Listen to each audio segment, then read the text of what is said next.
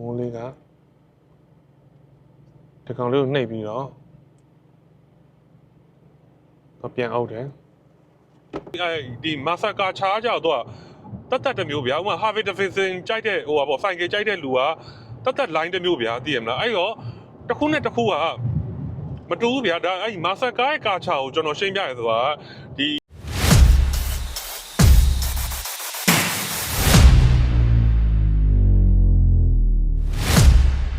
Hello အားလုံးပဲမင်္ဂလာပါကျွန်တော်ဘာမှဆက်လက် channel ကနေပြန်လည်ကြိုဆိုပါရစေဒီနေ့မှာတော့ကျွန်တော်မိုင်ယာမီသွားရင်းနေပေါ့နော်ဒီ Mustang 2024လေးကိုငှားဖြစ်တယ်ပေါ့နော်အဲ့တော့ကျွန်တော်ကဒီကားလေးက regular basis model ပဲ GT မဟုတ်ဘူးပေါ့နော်အဲ့ဒါနဲ့ကျွန်တော်ဒီကားလေးကို review လုပ်ပေးမှာဖြစ်ပါတယ်ဒီကောင်ကအားလုံးသိတဲ့အတိုင်းပဲAmerican Muscle ကားတွေကတစ်ခုဖြစ်တယ်ပေါ့နော်သူ့ရဲ့ front look လေးကလည်းထုံးစံတိုင်းပဲဒီသူ့ရဲ့ပုံစံတိုင်းပဲဒီခုကအကြီးပဲပေါ့နော်ဒီအပေါ်ဘက်ကဟူကထုံးစံတိုင်းအကြီးပဲသူတို့ဟိုအရင် classic model တွေကအတိုင်းပဲဒီကောင်ဟူကအကြီးဖြစ်နေမယ်နောက်ပြီးတော့ထုံးစံတိုင်းဒီ gray ကတော်တော်လှတယ် gray ကတော်တော်လှရဲ့သူ့ရဲ့ဒီဟိုပေါ့ design ပေါ့နော် gray design ကတော်တော်မိုက်တယ်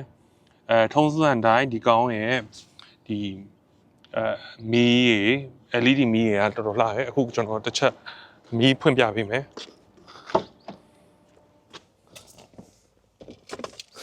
Okay. ကောင်လေးသူ့ရဲ့ဒီဥစ္စာ day running light လေးပေါ့နော် day running light လေးကားတကားဟိုဖြစ်လို့ရှိရင်တော့ဒီလိုမျိုးဖွင့်တဲ့ဟာမျိုးလေးသူ့ရဲ့ LED light လေးရတော်တော်လှရလို့ပြောလို့ရတယ် front grille ရတော်တော်လှရဒီကောင်လေးက Mustang ရဲ့တစ်စိတ်ပေါ့နော်ဒီမြင်းလေးက Mustang ရဲ့တစ်စိတ်လို့ပြောလို့ရတယ်ဒီဒီဇိုင်းလေးကို1960ခုနှစ်မှာတို့ကစပြီးတော့မိတ်ဆက်ပေးရဲအဲ့မိတ်ဆက်ပေးရဲ့ဒီနှစ်မှာပဲအစင်းရေ4သိန်းလောက်ရောင်းသွားတယ်ပေါ့နော်โอเคအကုန်လုံးကဗျာသူ့ရဲ့ဒီကျွန်တော်အကြိုက်ဆုံးကတော့ဒီဆက်ဆက်ဟိုချင်း Mustang ကိုမြင်တာဒီအရှိက front look ကြီးကိုကျွန်တော်အကြိုက်ဆုံးပဲသူကအကျယ်ကြီးလို့သူမြင်ရတယ်ပေါ့နော်ဒီ front look ကြီးကဟို front hood ကြီးကပေါ့နော်အကြီးပေါ့နော်โอเคအဲ့ဆိုလို့ရှိရင်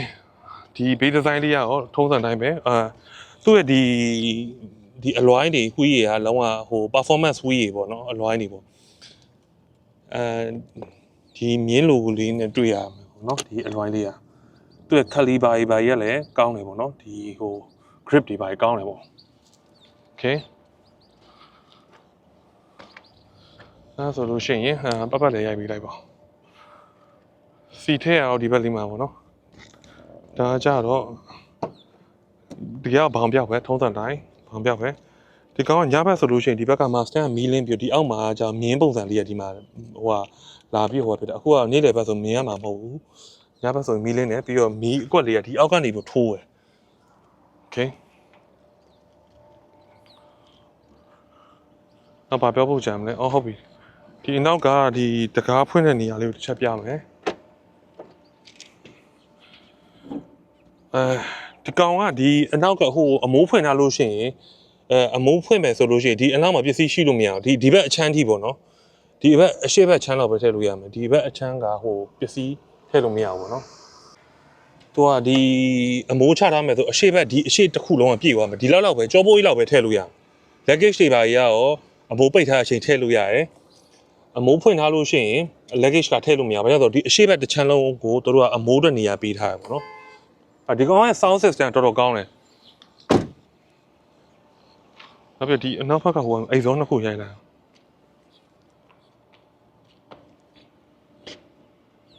အိတ်စုံနှစ်ခုကသူ့ရဲ့ပုံစံလေးကပုံပြမှတ်တယ်နောက်ပြီးသူ့ရဲ့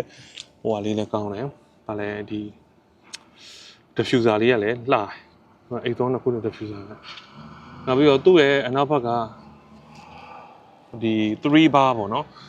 3 bar အဲ့ light လေးကလည်းတော်တော်လေးသူ့ရဲ့ signature ပေါ့နော်3 bar ပေါ့နော် light လေးကဒီအနောက်ဘက်ကဒီ Mustang ပုံစံကကြာ3 bar light လေးကsignature တစ်ခုဖြစ်တယ်အဲ့တော့ကျွန်တော်အကောင်လုံးစုံသေးတော့စုံဝိုင်းပေါ့နော်အဲ့တော့ကျွန်တော်ဒီကားလေးကိုကျွန်တော်အမိုးဖွင့်ပြမယ်ပေါ့နော်ဒီအရှိဘက်ကနေဟိုပြလိုက်ဒီဘက်ကလာရတယ်ဒီကားလေးရဲ့ဒီအမိုးဖွင့်တာလေးရဲ့တစ်ချက်ပြမှာပေါ့နော်ဒီဘက်မှာတစ်ချက်လာတယ်အမိုးဖွင့်နေတစ်ချက်ပြမှာ ဒီကောင်ကလေသူကဒီ lock လေးတစ်ခုရှိတယ်ဒီ lock လေးကိုအရင်ဖွင့်ပေးရတယ်သူရဲ့ safety ကဒီလိုမျိုးလေးလောက်လိုက်ရတယ်ပြီးလို့ရှိရင်ဒါလေးကို off sorry ဒီမှာ engine တော့မနှိုးရတယ်ဒီကောင်က engine ဆက်နှိုးရတယ်ဒီ base အတန်ကိုကြားဒူဒူဆိုတဲ့အတန်နဲ့ဟုတ်ပြီဒီမှာအခုဒီလိုမျိုးလေး safety lock ကိုဖွင့်ပြီးသွားရင်အစဆုံးဖွင့်တာပေါ့နော်ဒါဒီကောင်လေးကဒီဟိုအမိုးကိုဖွင့်တာပေါ့အနောက်ခန်းတော့ထုံးတာတိုင်းပဲအရန်ချေရောမဟုတ်ဒါပေမဲ့စီးမယ်ဆိုရင်တော့စီးလို့ရတယ်တော်တော်လေးကိုကြက်ညက်နေလိမ့်မယ်ပေါ့နော်ကျွန်တော် recommend မပေးဘူးဗျာနောက်တစ်ယောက်စီးဖို့တော့ကဒါပေမဲ့တော်တော်လေးကိုချိုးချန်ချန်နဲ့စီးမှရမယ်အဲ့ဒါအမိုးဖွင့်ထားရင်တော့စီးရပြဿနာမရှိဘူးအမိုးပိတ်ထားရင်တော့သူတော်တော်ခေါင်းဟိုငုံနေရမှာပေါ့နော်ဒါလေးကတော့အမိုးဖွင့်ထားတဲ့ design ပေါ့နော်အဲ့ဒါလေးပတ်လေးရိုက်ပြလိုက်ပါတစ်ချက်လောက်ဟိုရိုက်ပြလိုက်ပတ်လေးဟိုကားတစ်စီးလုံးပတ်လေးချက်လောက်ရိုက်ပြသူ့ရဲ့အဲ့ဇောတန်ကလေတော်တော်လေးကိုနည်းနည်းရုပ်ပေါက်တယ်ပြောလို့ရအတန်းကနည်းနည်းကျယ်ပေါ့နော်တခါကြီးကျရင်တော့ကျွန်တော်အဲ့မို့ဟိုတယ်ပိုင်းသွားနည်းနည်းဟောဖြစ်တယ်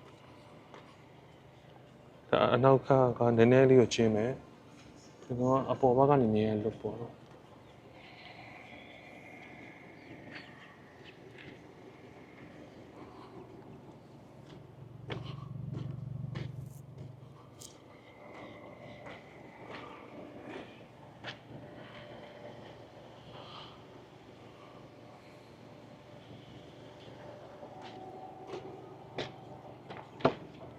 ကဲအဲ့ဆိုလို့ရှိရင်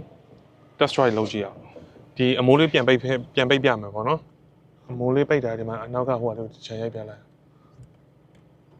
အမိုးလေးကဒီကောင်လေးကိုနှိပ်ပြီးတော့ပြန်အုပ်တယ်ပြီးလို့ရှိရင်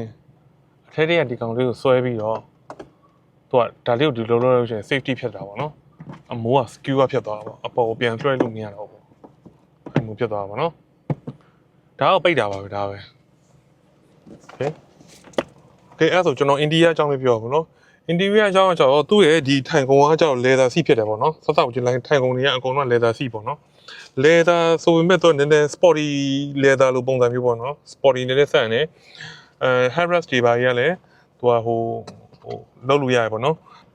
ဒီလိုမျိုးချိုးလို့ရတယ် headrest တွေပါကြီးကလည်းအကုန်လုံးကဟိုပါပေါ့နော်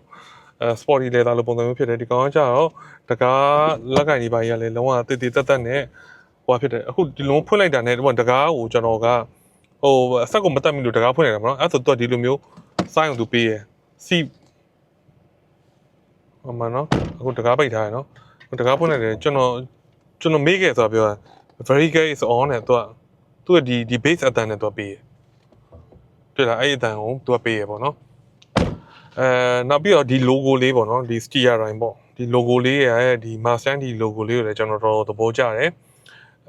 နောက်တစ်ခုကနောက်ချက်နေတဲ့ဒီ cockpit နဲ့ဒီ infotainment screen ပေါ့နော်ဒီ cockpit ကလည်းတော်တော်မိုက်တယ်သူပြောထားဒီဥစ္စာကပုံစံအမျိုးစုံဟိုပါပေါ့လုပ်လို့ရတယ်ပေါ့ဒီမှာ Mustang တစ်စိမ့်နဲ့သူက driving mode က3မျိုးလောက်ရှိတယ်ဒီမှာဆိုလို့ရှိရင်ဒါ normal mode ရှိရယ်ပြီးအောက်ကိုနည်းနည်းဆင်းပြီးတော့ဒါ sport mode ဒါ sorry focus ပြောင်းတယ် normal ရှိမယ် custom လုပ်လို့ရတယ် driving mode slippery ဖြစ်လို့ရှိရင်မောင်းနေတာရှိရယ် drag ဆိုတာသိရမလားဟိုကားဟိုပါပေါ့ဟိုအနောက်က burn ဟို smoke တွေထုတ်တာဟိုပေါ့အဲ့မျိုးရှိမယ် truck mode ရှိမယ် sport mode ရှိမယ် sport mode ဆိုရင်တော့ပုံပြန်တာပေါ့နော်အခုကကျွန်တော် normal နဲ့ပဲမောင်းတော့ normal ကိုလုပ်ထားတယ် driving mode က3-4မျိုးလောက်ရှိ custom လုပ်လို့လည်းရတယ်ပေါ့နော်နောက်ပြီးတော့ဒီဟာကိုလည်းသူကပြောင်းလို့ရတယ်ဗျာဒီ oh sorry ဒါ lane keeping system ဒါ lane နဲ့မှာသူက lane access လို့ပုံစံမျိုးပေါ့နော်ဟိုတနေ့ကအဲ့လိုနည်းနည်းဒီဟို lane ကိုခဏဟိုဘက်ဒီဘက်နည်းနည်းထိရမြန်လို့မင်း H ချင်နေပြီဆိုပြီးတော့ပြောတယ်အလန်းပြီး driver ဟိုနည်းနည်းကားလှုပ်ပြီးသူကအဲ့အလန်းလေးလည်းရှိရယ်ဒါဆိုလို့ရှိရင်သူကဟိုပါပေါ့ focus ရရလားအကိုရိုက်ပြရမှာသူကဒီဟာလေးဆိုလို့ရှိရင်သူကဒီကောင်လေးဆိုလို့ရှိရင်ကားနဲ့3ခုလောက်ချလုံးလို့ရတယ်အလန်းပေးထားတာပေါ့နော်2ခုလောက်ချဆိုနည်းနည်းနီးရပေါ့တစ်ခုဆိုရင်တော့တော်တော်နီးပေါ့သူအဲ့အမျိုးလေးဆိုအလန်းပေးရပေါ့နော် အဲ့မျိုးလေးလုပ်လို့ရဒါဆို၄ခုလောက်ခြားတာဆိုလို့ရှိရင်ပိုကောင်းတယ်ပေါ့၃ခုဆိုနည်းနည်းနီးနေရပေါ့နော်2ခုလောက်ဆိုကျွန်တော်အဆင်ပြေပါတယ်နော်ဒါလေးရတစ်ခုရှိမယ်ဒါလေးကသူ trip နဲ့ mine နေပါပြပါပေါ့နော်အကုန်လုံးကသူ့ရဲ့ဥစ္စာအများကြီး trip တူတူတော့မရှိဘူးဒါဟို sport mode ပြောင်းတာရှိမယ်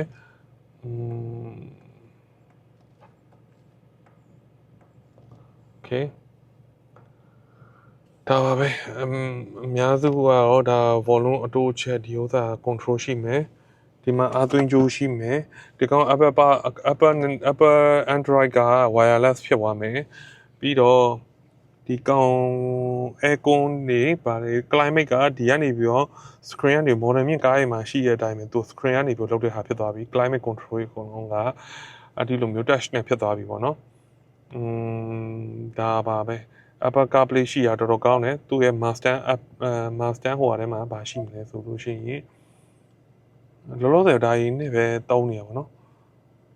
features တွေပါရှိမလဲ My Master အကုန်လုံးသူကဟိုပေါ့နော်ကိုယ့်ရဲ့ profile ဘာညာလုပ်လို့ရမယ်ဘာရှိအောင်လဲ phone data temperature Wi-Fi okay everything ကျွန်တော်ဒီဥစ္စာယူလာပြီးတော့တေချာကြီးအောင်မကြည့်ရသေးဘူး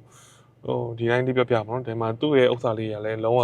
good material ပြောလို့ရတယ်နည်းနည်းဒါလေးအကုန်လုံးသူတေချာလေးတော့လုပ်ထားတယ်ဒီမှာ master ဆိုတဲ့စိတ် logo လေးရှိမယ်ပစ္စည်းလေးကကောင်းတယ်ဟိုကလုံးဝဟိုနည်းနည်းကောင်းကောင်းမွန်မွန်လုပ်ထားပြီးရပေါ့နော်သူအဲ့မို့လူငယ်အကြိုက်လိုပုံစံမျိုးပေါ့ဒီမှာချာကျင်သွင်းလို့ရအောင်မယ်ဒါဂီယာထုံးစံတိုင်းပဲသူကသူ့ရဲ့ဟိုဒီလိုမျိုးလေးပဲလက်ရှိဟိုထုံးစံတိုင်းပဲဆိုဒီလိုပုံစံလေးပဲ old school ပုံစံမျိုးပဲထားထားရပေါ့နော် okay ဒီမှာပစ္စည်းပညာထည့်လို့ရမယ်ဒီမှာဆက်လက်မီးပေါက်ရှိသေးတယ် model မြင့်ဆိုပြင်မဲ့တယ် okay နောက်ခန်းအောင်ထုံးစံတိုင်းကျင်းမယ်ဒီမှာ coffee quad တွေထည့်လို့ရမယ်basically ဒီလောက်ပါပဲအများကြီးတော့သူမရှိဘူးသူ့ရဲ့ sound system တော်တော်ကောင်းတယ်သူ့ရဲ့ sound system ကတော်တော်လေးကိုဗျာသူ bass တွေပါနေပတ်သက်ပြီးတော်တော်လေးကိုအတန်ကောင်းတယ်ဒီကားရဲ့ sound system က okay အများကြီးတော့မရှိတော့ဘူးဒီမှာဒါမီးဖွင့်တာလေးရှိမယ်ဒါပါပဲနော်မီးဟို convertible ဆိုတော့ဒီ fee ကခံစားလို့ရရပါတော့ဒီအမိုးဖွင့်ပြီးခံစားလို့ရရတယ် okay အများကြီးပြောစရာမရှိတော့ဘူး okay ခဏနေတော့ test ride လုပ်မယ်ပေါ့နော်အခုကျွန်တော်အခုဒီ Orlando ကနေပြီးတော့ဒီ Miami ကိုပြန်နေတဲ့လမ်းမှာပေါ့နော်လမ်းမှာသွားနေနေပေါ့နော်ကျွန်တော် test ride လုပ်ရင်းနဲ့ဒီကားလေးအကြောင်းရှင်းပြပါပေါ့နော်ဒီကားလေးအကြောင်းကိုမရှင်းပြခင်မှာဒီကားလေးကအဲ့ Master Car အုပ်စုထဲမှာဝင်နေပေါ့နော် Master Car ဆိုတော့ Master Car ဆိုတာကသူ့ရဲ့ history အကြောင်းကိုနည်းနည်းပြန်ပြောပြပါပေါ့နော်ဒီ Master Car ကဒီ Master Car ဖြစ်ဖို့ဆိုတာတော့ဘာလဲဆို American made ပေါ့နော် American Master ဆိုတဲ့အတိုင်းပဲ American made ပေါ့နော် American made ဖြစ်ရမယ်ပြီးတော့သူက two-door coupe ဖြစ်ရမယ်ပြီးတော့ two-doors ဖြစ်ရမယ်ပေါ့နော်တော့ coupe ဆိုတာဘယ်လိုပြောမလဲ two-doors ပေါ့နော် coupe ဒါမှမဟုတ် convertible ဖြစ်ရမယ်တော့အဲ့ဒီလိုမျိုးဆိုလို့ရှိရင် Master Car လို့ပြောလို့ရတယ်နောက်ပြီး sorry engine ကလည်း V8 V6 နဲ့ turbo engine ပေါ့နော်အဲ့ဒါမျိုးအချက်လက်တွေနဲ့ပြည့်စုံသွားပြီဆိုရင်တော့ American Master ပေါ့နော်ဒီ American Master ကကြတော့သူဘယ်လိုပြောမလဲဆိုလို့ရှိရင်သူကဒီသူကာချာတစ်ခုပေါ့နော်ပြောရမယ်ဆိုလို့ရှိရင်ဒီ American လူငယ်တချို့ရဲ့ကာချာတစ်ခုပေါ့ဥပမာ Harley Davidson ကြိုက်တဲ့လူငယ်ဆိုလို့ရှိရင်လည်းဒါ Harley Davidson ကာချာတစ်ခုပဲပေါ့နော်အဲ့ဒီလို style မျိုးပဲဒီ American Master မောင်းတာကလည်းသူ့ရဲ့ကာချာတစ်ခုလို့ပြောလို့ရတယ်ပေါ့နော်ဟုတ်ပြီအဲ့ရောဒါဟိုပေါ့ American Master ရဲ့သူ့ရဲ့ဟိုပေါ့ဟိုကာချာအကြောင်းကိုကျွန်တော်ရှင်းပြပါပေါ့နော်ဘာကြောင့်ရှင်းပြလဲဆိုလို့ရှိရင်တစ်ခါကျရင်လာမယ်ပေါ့အခုနောက်ပိုင်းဟိုအခုကျွန်တော်နောက်ပိုင်းမှာအဲ့ comment တွေမှာတွေ့ရဗျာဘာလဲဆိုလို့ရှိရင်ကျွန်တော်ဒီကား review လုပ်ရှိမင်းဟိုကားနဲ့ရှင်ကြည့်ပါလားဒီကားနဲ့ရှင်ကြည့်ပါလားသိရမလားအဲ့လို comment တွေလာရဗျာဥပမာဆိုလို့ရှိရင်ကျွန်တော် Cybertruck တင်လိုက်တယ်ဆိုလို့ရှိရင်သူကဟို3 million လောက်တန်တဲ့ကားနဲ့ဟိုဒေါ်လာ3သိန်းလောက်တန်တဲ့ Cybertruck နဲ့သူကမင်းဒီကားနဲ့ဆိုလို့ရှိရင်မင်းကားဘာဟုတ်လို့လဲဘာဟုတ်အဲ့လိုပြောလို့ဆိုလို့ရှိရင်ပြောမှဆိုလို့ကျွန်တော်ဒီဟာလေးကိုရှင်းပြပါဘောနော်ဘာကြောင့်ဆို American Master ကသူ့ကာချာနဲ့သူပေါ့နော်ဥပမာ BMW M4 တို့ဘာတို့ညာတို့နဲ့ရှင်ရင်တော့ ဒီကောင်ကနည်းနည်းနှိမ့်သွားပြီပေါ့ဗျာဟိုနှိမ့်သွားရဆိုတာဗျာတကယ်သူ့ရဲ့ performance ဟိုတကယ် GD တို့ဘာလို့သူ့ရဲ့မှာ350 GD ကိုဘာလို့လဲရှင်းရင်တော့ဒီကောင်တွေကအပြိုင်နိုင်ပိုင်းမှာကောင်းသိတော့မကွာဘူးပေါ့နော်ဒါပေမဲ့ဒီလိုဟာမျိုးလေးမှာရှင်းမယ်ဆိုလို့ရှိရင်တော့ဒီ regular master နေပိုင်းနဲ့ရှင်းမယ်ဆိုရင်တော့အမှန်တော့ master ကပြောရမယ်ဆိုလို့ရှိရင်သူ့ရဲ့ performance သူ့ style နဲ့သူပဲဗျာ BMW M4 ကလည်းသူ့အနေနဲ့သူကောင်းရင်ကောင်းမယ်သိရမလားဟိုဒါပေမဲ့ဒီကာချာကိုကြိုက်တဲ့လူကကြတော့ဒီကောင်စီးရပဲဗျာကျွန်တော်ဆိုလိုချင်တာအဲ့အလေးကိုကျွန်တော်ရှင်းပြခြင်းဖြစ်တယ်ပေါ့နော်အမေရိကန်မှာဒီ master ရဲ့ look ကိုပြောရမယ်ဆိုလို့ရှိရင်ဒီကောင်ကကြတော့သူ aggressive သူ rebellious လို့ပုံစံမျိုး looks ပေါ့နော်သူ့ရဲ့ဒီရှေ့မှာရှိရဲ့မျက်လုံးဆိုတာဟိုဒီ headlight တွေဘာတွေ LED light တွေဘာတွေပုံစံကအဲ့မို့aggressive ဖြစ်နေတဲ့ပုံမျိုးဗျာနောက်ပြီးတော့ focus ဖြစ်နေတဲ့ပုံစံမျိုးသူကဟိုအဲ့ day light လေးဆိုလို့ရှိရင်လင်းနေလို့ရှိရင်သူကမသိရင်တစ်ခုခုသူကြည့်နေတဲ့ပုံစံမျိုးပေါ့နော်အဲ့ပုံစံမျိုးလေးသူက looks ကထွက်တယ်ဟုတ်ပြီခုနက American Master ကားအကြောင်းကိုရှင်းပြပြီးသွားဆိုတော့သူက Master ရဲ့ history ကိုရှင်းပြရမယ်ဆိုလို့သူက1960ကနေပြီးတော့စပြီးတော့ branding လုပ်တယ်ပေါ့နော်1960ကနေပြီး branding လုပ်ပြီးတော့အဲ့ဒီမှာအစီ4သိန်းလောက်ရောင်းရတယ်ပြီးတော့အဲ့မှာစပြီးတော့ဖြည်းဖြည်းချင်းတို့လုံရင်းနဲ့တို့ကအောင်မြင်လာပေါ့နော်နောက်ပြီးတော့ဘာလဲဆိုလို့ရှိရင်တို့ရဲ့အဲ့ဒီ classic style ကိုတို့ကဆက်လက်ပြီးတော့ထိမ့်သိမ်းထားတော့မယ် classic style ဆိုဖြည်းဖြည်းချင်းကွဲလာတာပေါ့နော်နှစ်တွေကြာလာတဲ့အချိန်မှာကားရဲ့ design တွေပါရကွဲလာတယ်ဆိုပေမဲ့တို့ကအရှိရဗျက်ကြီးဒီမှာဟူကာပေါ့နော်ဒီအရှိရဟူကြီးကကြီးနဲ့အနောက်ဘက်ကတိတ်လေးပေါ့နော်တူတိုးနဲ့အနောက်တူတိုးနဲ့ပုံစံကိုပဲတို့ကဆက်ပြီးတော့ထိမ့်သိမ်းလာရင်နဲ့ဒီလိုပုံစံဟိုတို့ရောက်လာတာပေါ့နော်ကျွန်တော်အဲ့စိတ်တိုင်းမကြတခုအထလေးတခုပဲဘာကြောင့်ဆိုလို့ရှိရင်မိပွဲမှာဆိုလို့ရှိရင်ရထားလိုက်လို့ရှိရင်သူကလုံးဝစက်သေးတယ်လို့ဖြစ်သွား eco boost system ကြောင့်စက်သေးဝါအထအရင်နှိရဗျာတကယ်ပြိုင်မယ်ဆိုလို့ရှိရင်ဒီကထနေရနည်းနည်းလေးကြာသွားဆိုတော့အဲ့တခုပြဿနာရှိရဒါပေမဲ့အချိန်လေးပိုင်းရနေတော့သူ့ရဲ့သွားရဲ့ပုံစံအောင်တော်တော်လေးကိုမြင်တယ်ဒီလိုကားကြီးပိုင်းကြော်တတ်မယ်ဆိုလို့ရှိရင်လည်းစောင့်နေလိုက်လို့ရှိရင်သူကကြော်တတ်သွားတာဟိုပါအဲ့ဒါမျိုးကြီးပိုင်းရောတော်တော်လေးကိုကောင်းတယ်အဲ့တခုကတော့ကောင်းတယ်ဗျာအဲ့တခုကိုကြိုက်တယ်ဟောဒါနဲ့ဒီ comment တွေထဲမှာလေတခုတွေ့ရပြောရမယ်အားလဲဆိုလို့ရှိရင်ဘာ echo အမျိုးအစားလဲတော့ဒါဒီတက်ပြောရပါဘာ echo အမျိုးအစားဘာ echo အမျိုးအစားလဲဆိုအရင်မှမကြည့်ရဗျာကားမှာဘာ echo အမျိုးအစားလဲသူတို့တက်ပေးထားတယ်ဒီမှာ master ဆို master ထုတ်တဲ့ဟိုပါ 4 ကထုတ်တဲ့ echo မို့သိရမလား Toyota ဆို Toyota ထုတ်တဲ့ echo မို့အဲ့အမျိုးမေးရဲ့ဥစ္စာရှိရယ်နောက်ပြီးတော့အဲ့မို့ဘာမီဒီအမျိုးအစားသုံးတယ်ဘာမီဒီကလည်းအရင်မကြည့်ဘူးလေဗျာအဲ့ဒါရောမပြောတော့ဘူးပေါ့သိရမလားတချို့ကိစ္စတွေမှာလည်းလိုဟာကျွန်တော်လိုဟာလေးတော့ရှိမှာပေါ့နော်ဒါပေမဲ့တချို့ဥစ္စာတွေမှာအဲ့ဒီလိုမေးရဲ့ comment တွေရတယ်နည်းနည်းစားရဗျာတခါကျရင်မေးရတာလေအဲ့ဒီကဒီတိုင်းတက်ထည့်ပြီးပြောပြတာပေါ့နော်မရှိမှလူတယောက်လိုက်နေပြီသူဟိုမှာရဲလိုက်သွားပြီကားတစ်စီးကိုပြောရင်းဆိုရင်းနဲ့ပဲ review ကားပြောနေနေပဲသူကလေ drivers အနေနဲ့ပြောရမယ်ဆိုလို့ရှိရင်သူ့ရဲ့ဒီ steering wheel ရစပြောမယ်နော်steering wheel ကလေသူကလေဟိုဘယ်လိုပြောမလဲသူ့ရဲ့ grip ကတော်တော်ကောင်းတယ်ဗျာ grip တွေပါကောင်းတယ်သူကျွန်တော် Tesla မောင်းနေတယ် Tesla ရဲ့ leather တစ်မျိုးလေးသူကနည်းနည်းဟိုဖြစ်တယ်ဒီကောင်ရဲ့ leather ကနည်းနည်း feel ဟို grip တွေပါကောင်းတယ်အကွေအပြုတ်ကြီးကောင်းတယ်နောက်ပြီးဒီကောင် drift တွေပါဆွဲကားဆိုတော့လေ performance လည်းကောင်းတယ်နည်းနည်းအဲ့မို့ဟိုဘယ်လိုပြောမလဲဘန်းနောက်လောက်တာတို့ဘာတို့ဆိုလဲတော်တော်မိုက်တယ်ဒီလိုမျိုးလေဘယ်လဲ drift တွေပါဆွဲရင်လည်းတော်တော်ကောင်းတယ်သူ့မှာလည်းအဲ့ manual မောင်းလို့ရတယ်အဲ့လိုမျိုးပေါ့နော်ဆိုတော့ဒီကောင်ကအခုဒီ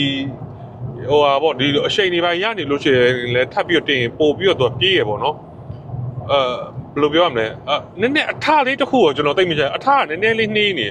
ဘာကြောင့်လဲမသိတာဘုံဆိုပေမဲ့သူက eco boost system ကြောင့်လည်းဖြစ်လိမ့်မယ်ဘာကြောင့်ဆိုလို့ရှိရင်သူပြန်ပြဆက်ကတေသွားတာကိုပြီးတော့မှဟိုဟာဗလဲဒီမိပွဲမှာဆိုလို့ရှိရင်ဒီ basic model ကကြောက်သူက eco boost ဆိုတော့သူကခဏလေးသူကဆက်ကဟို0ပြန်ဖြစ်သွား RPM က0ထိပြန်ရောက်သွားပြီးတော့သူကလုံးဝဟိုဆက်ကတေသွားတဲ့သဘောမျိုးပဲပြီးတော့မှပြန်တက်လာရပေါ့နော်ဒီကားလေးရဲ့ဒီ engine ကကြတော့ 2.3 liter turbocharged EcoBoost system ရဲ့ engine ဖြစ်တယ်ပေါ့နော်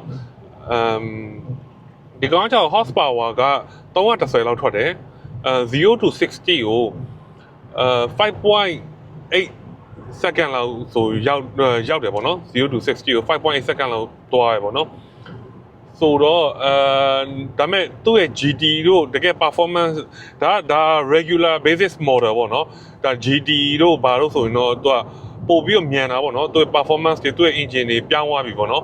ဒါပေမဲ့ဒါ basis model ပေါ့နော်5.8ပေါ့နော်5.8 second ပေါ့နော်0 to 60ကိုဆိုတော့အဲ့ဒါရှိမယ်သူကမျိုးတွင်းဆိုလို့ရှိရင်21လောက်ရမယ်ဒီ highway ဆိုတော့30လောက်ရမယ်သူကအဲ့လောက်တော့သူကသူ့ရဲ့ fuel consume ပေါ့နော်